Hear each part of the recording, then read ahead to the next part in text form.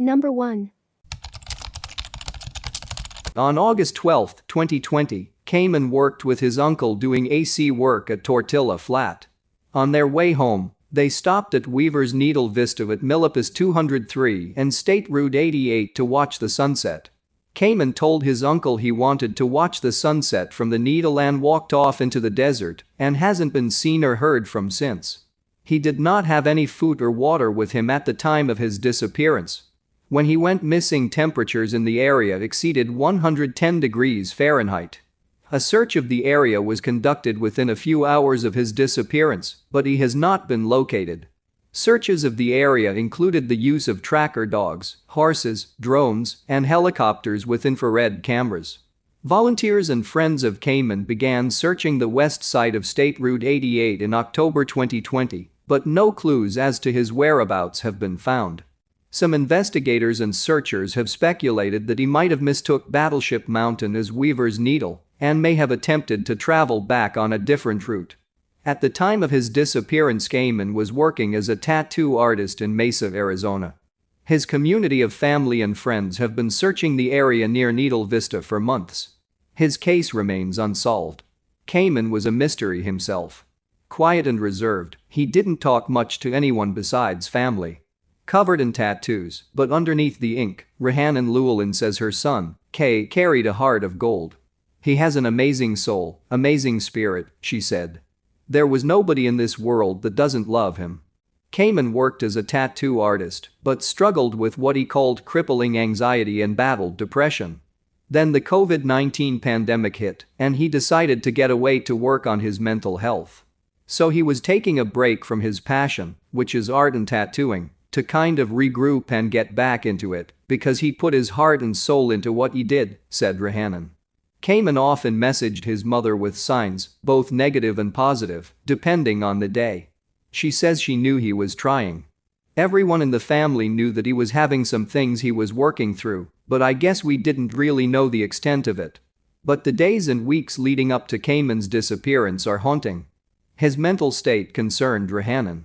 Honestly, whenever my phone rings and it's Uncle Brian calling, I kind of have a panic attack, just because it takes me back to that night when I got that call.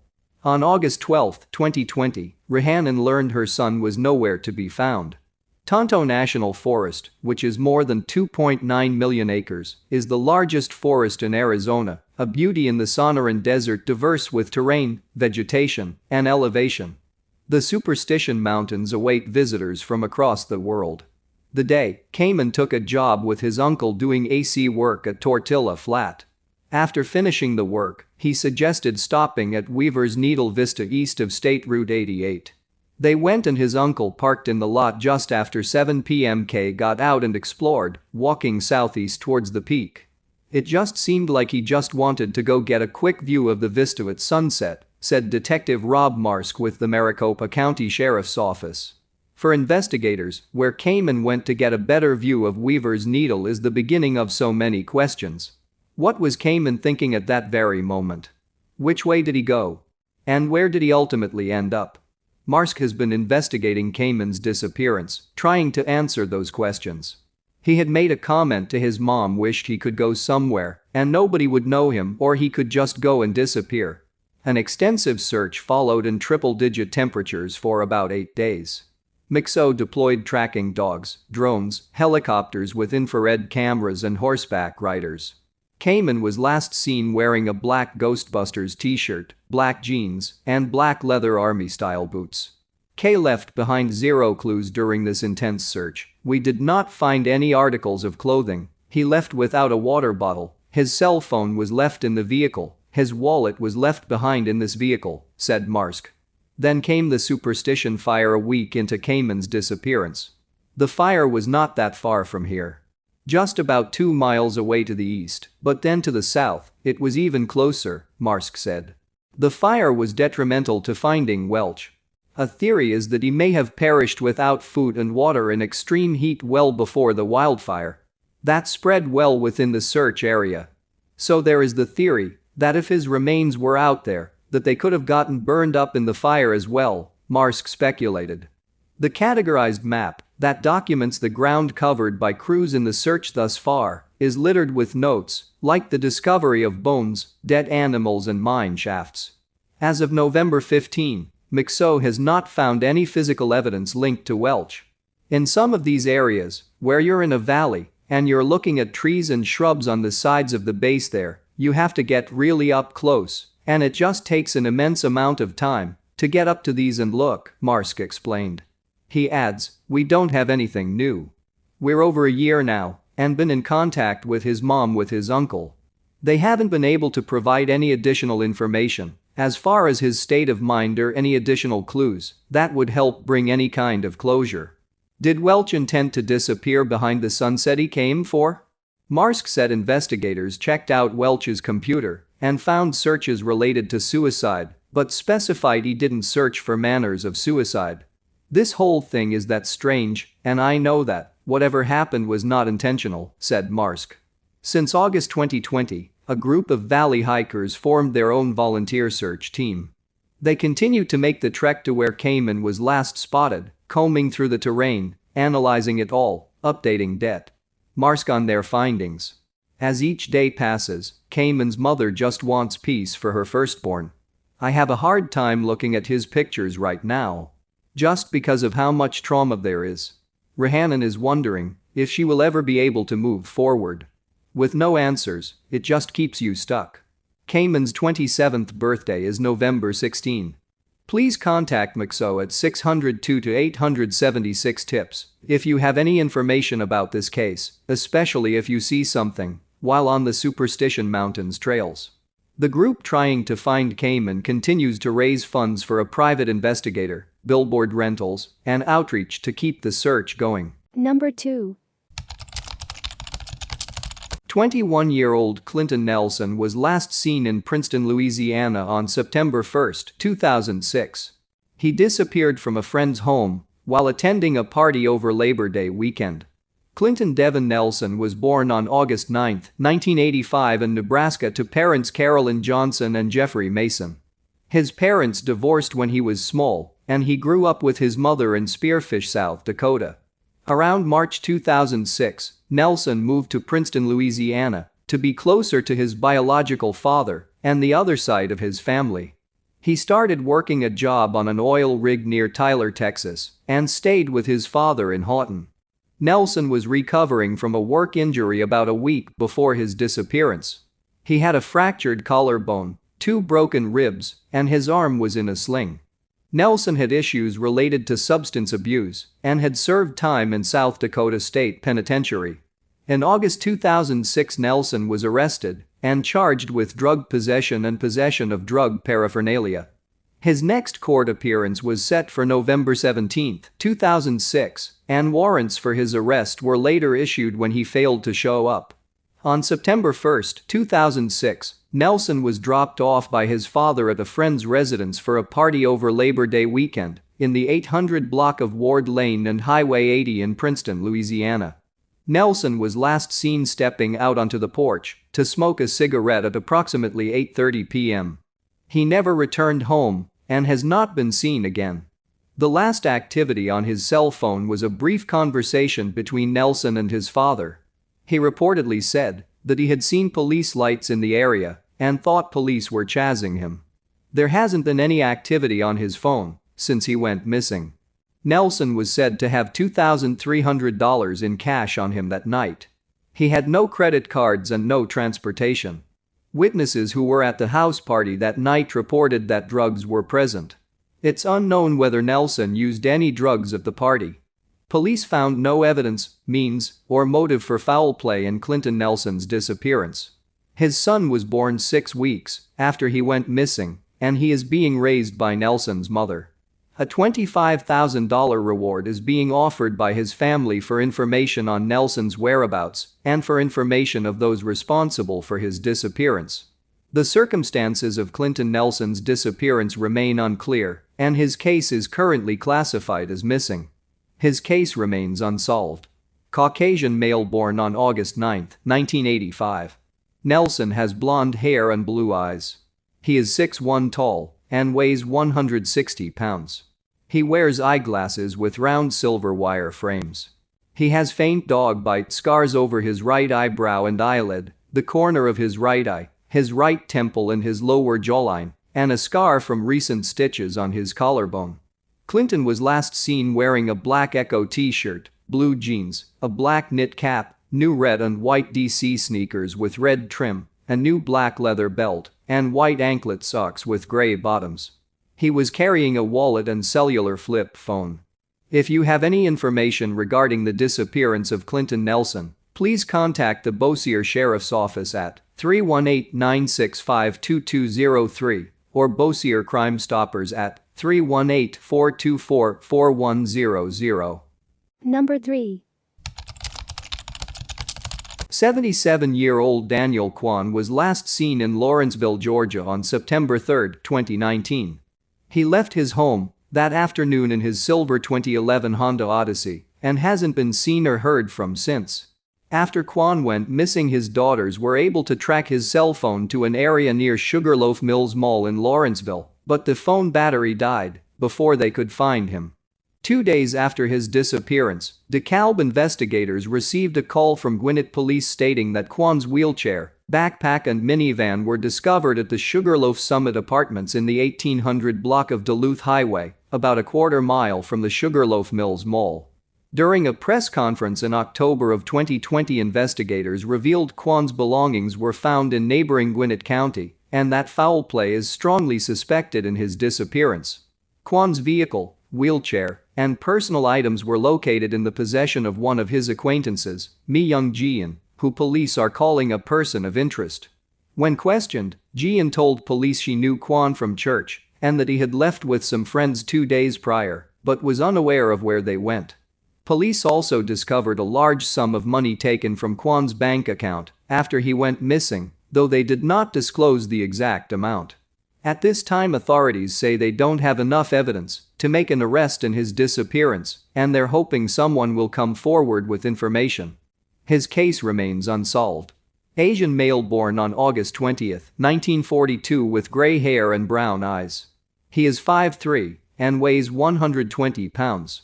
Kwon is paralyzed from the chest down and requires the use of a wheelchair. He also needs medication every day. Daniel was last seen wearing a white hat and green shirt. He also may have been wearing a Nike tracksuit and white sneakers. If you have any information regarding the disappearance of Daniel Kwon, please contact the DeKalb County Police Department Special Victims Unit at 770-724-7710 or Crime Stoppers at 404-577-8477. Number 4. 21-year-old Jason Landry went missing from Luling, Texas on December 13, 2020.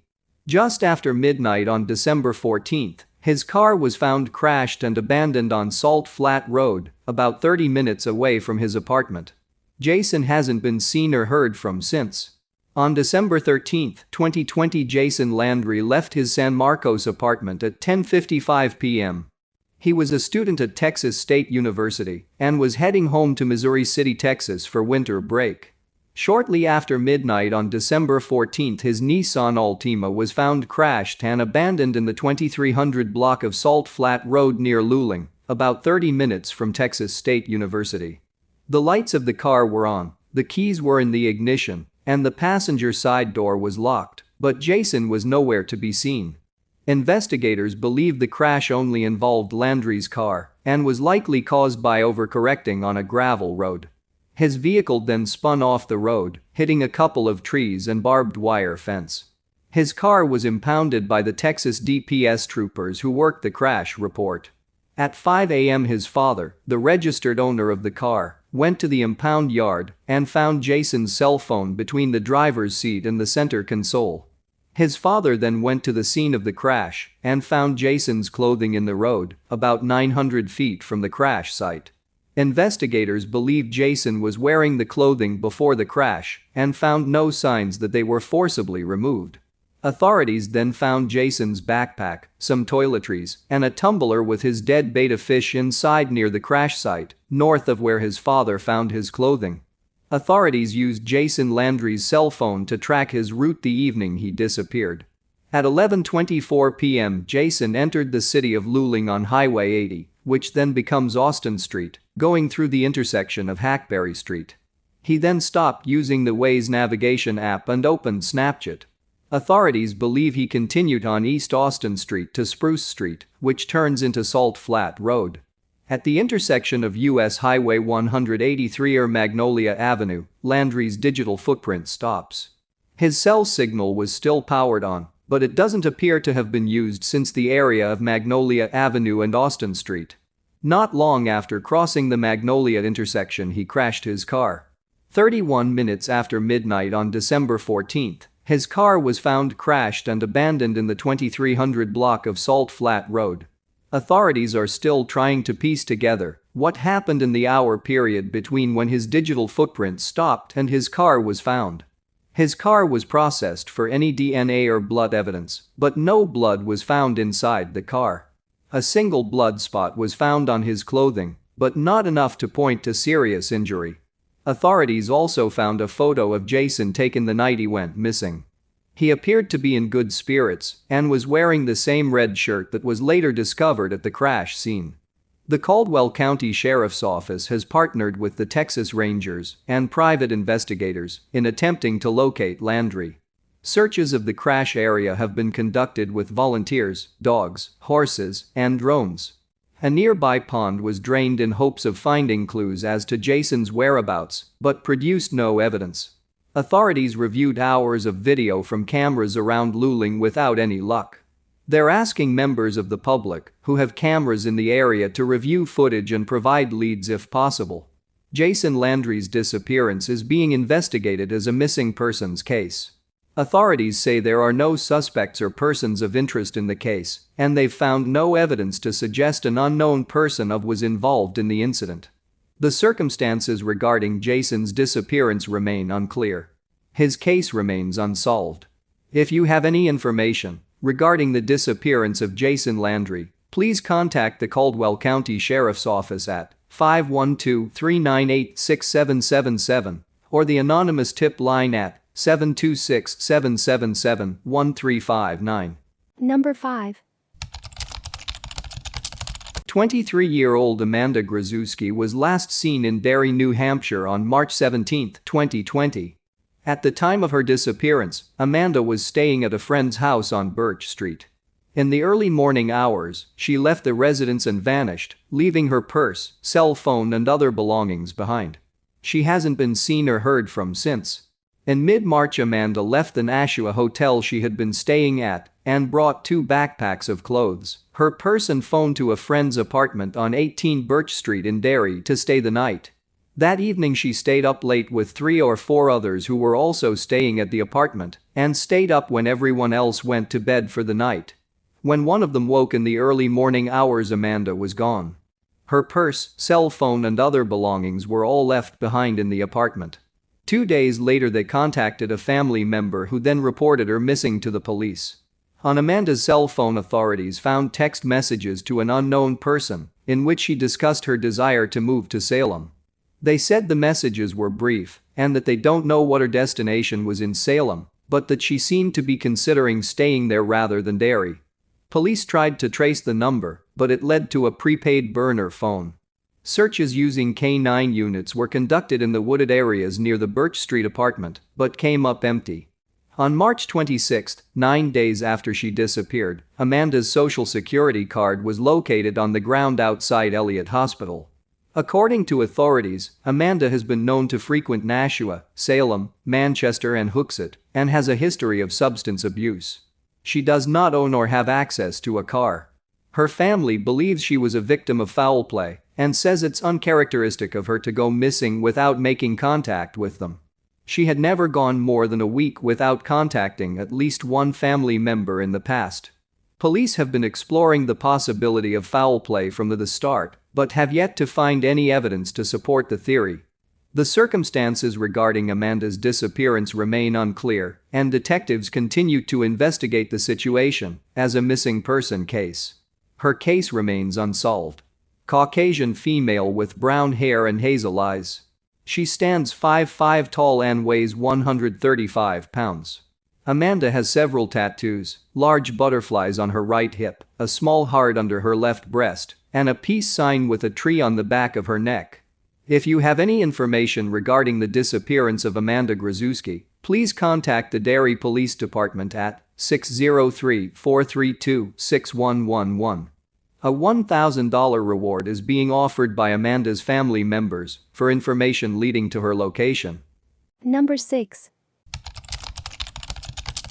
24-year-old David Ramsey from Girard, Pennsylvania, was last seen riding his bike in Michigan in May of 2018. He was last seen by the Michigan State Police on Memorial Day weekend when they stopped him because he was riding his bicycle on the interstate. They picked him up and got him a motel room for the night when they discovered he had been reported missing in Pennsylvania. He was gone the next day.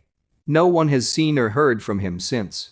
David Ramsey's cell phone was turned off and he hasn't checked his Facebook since he went missing. His wallet and a few belongings were found in the Lake Odessa area of Michigan, but there are few other leads as to his whereabouts.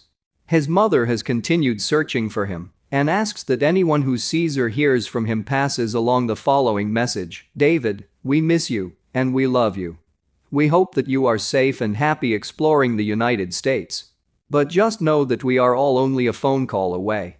There are several people ready to jump at the drop of a hat to come get you if you want, or we would send you money. Or a bus ticket, or a care package with everything you need. Please David, just call home. Caucasian male born on October 31, 1993. David has brown hair and blue eyes. He stands 5'7", 5'10" tall and weighs 150 to 160 pounds. At the time he went missing, his hair was down to his shoulders. He walks hunched over and as an anxiety quirk will sometimes hold his right arm tightly to his body. If you have any information regarding the disappearance of David Ramsey, please contact the Girard Police Department at 814-774-2651 or the Pennsylvania State Police at 814-898-1641.